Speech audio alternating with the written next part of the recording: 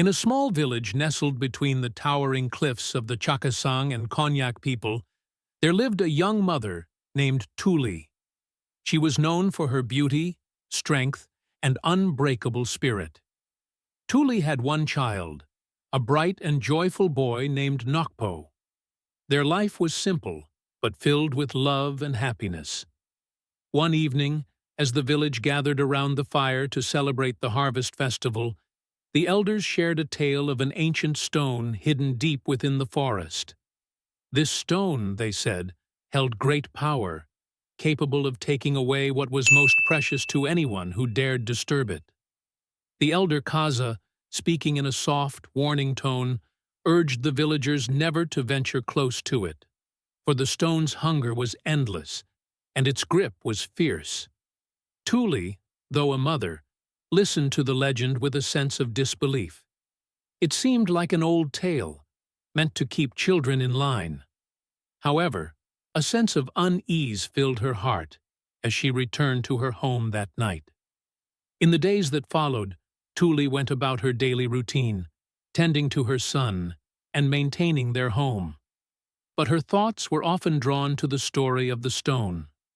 One fateful day, as she gathered firewood near the forest's edge, she saw Nakpo running excitedly towards the thicket. Always the adventurous child, he did not hear her call. She followed him, worry creeping into her heart. The forest grew darker and more ominous as she hurried after him.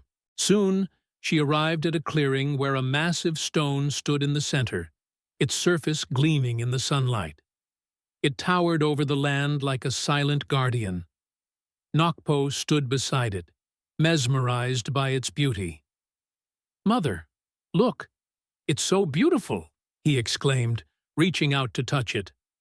Tuli, her heart racing, rushed forward to stop him. But before she could reach her son, the stone began to tremble. A deep rumble filled the air, and to her horror, the stone cracked open like a mouth, wide enough to swallow her child whole. Tuli screamed, desperate to save him, but it was too late. The stone closed with a deafening noise, leaving behind only the faint echoes of Nakpo's cries. Overcome with grief, Tuli sought counsel from the village elders, who told her that no one had ever returned from the stone's grip.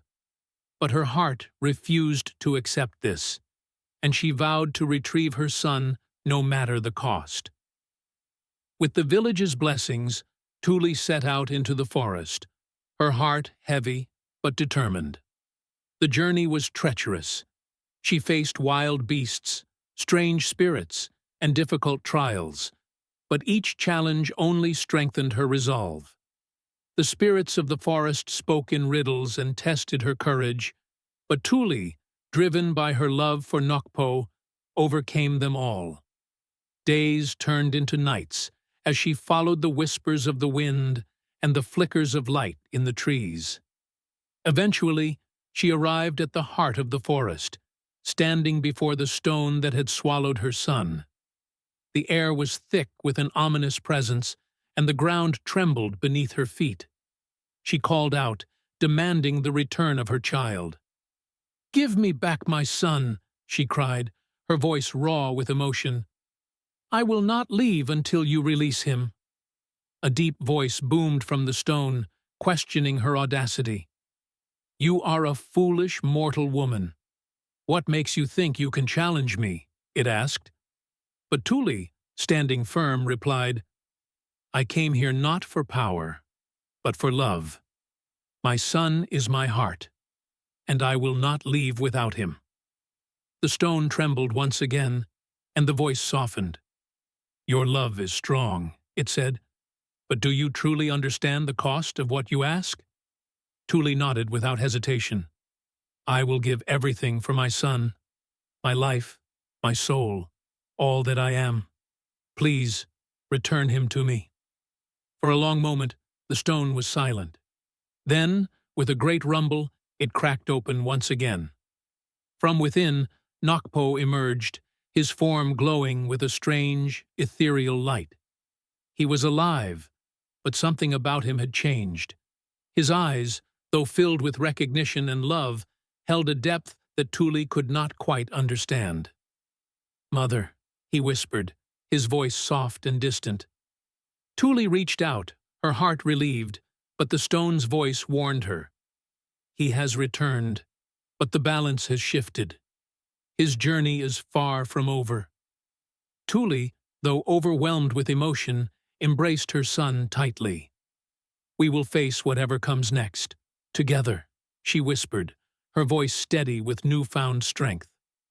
Nakpo, now free from the stone, returned with his mother to the village. The journey had transformed him in ways she could not yet understand, but she knew their bond was stronger than ever. The tale of Tuli and Nakpo spread throughout the land, becoming a legend passed down through generations. It was a story of resilience, love, and the unbreakable spirit of a mother. The people of the Chakhesang and Konyak tribes learned that while love could conquer many things, it also required wisdom, respect, and understanding of the forces of nature. The stone, once a symbol of loss, had become a reminder of the lengths to which a mother would go to protect her child. And so, the story was told around fires, reminding all who heard it of the enduring power of love and the eternal fight for those we hold dear.